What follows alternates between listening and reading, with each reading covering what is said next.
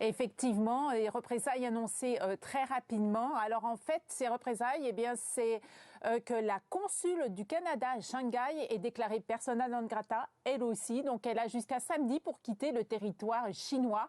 Pas de surprise du tout du côté du gouvernement canadien par rapport à ces représailles de Pékin. Le Premier ministre Trudeau a dit qu'effectivement, il s'attendait à ce genre de geste de la part du régime chinois, mais qu'il était hors de question pour le Canada de se laisser intimider et surtout d'accepter toute ingérence étrangère dans sa vie politique.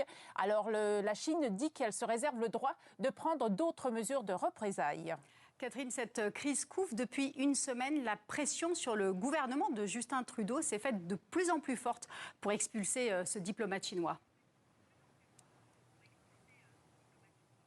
Effectivement, en fait, tout a commencé quand un quotidien canadien, le Globe and Mail, a sorti un papier dans lequel il disait que le service de renseignement et de sécurité du Canada, le SCRS, avait depuis 2021 des informations selon lesquelles ce diplomate chinois, donc qui était basé au consulat de Chine à Toronto, eh bien, avait fait de l'intimidation envers un député du Parti conservateur du Canada et surtout envers sa famille qui est basée à Hong Kong, parce que ce député avait voté en faveur d'une motion pour condamner la politique de la Chine envers sa minorité musulmane ouïghour. Alors les partis d'opposition se sont saisis de cette histoire la semaine dernière en réclamant l'expulsion de ces diplomates. Le gouvernement Trudeau a réagi en disant qu'il allait prendre le temps d'examiner cette histoire et finalement hier la décision est tombée d'expulser le dit diplomate.